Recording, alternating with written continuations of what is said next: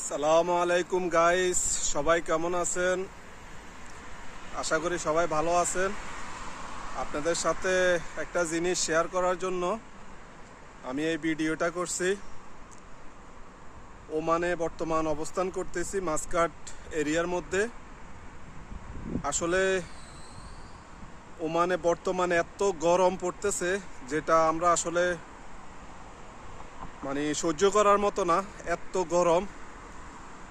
এই জিনিসটা আপনাদের সাথে শেয়ার করার জন্য এত রাত আসছি। দেখেন, রাত 12:30 এখন বর্তমান টাইম 12:30 বাজে ওমানের টাইম। বর্তমানে 12:30 বাজে আমি বাসা থেকে বাইর হয়েছি রোডের মধ্যে। দেখেন আমার বর্তমান পরিস্থিতি, দেখেন এত ঘাম। আর আপনারা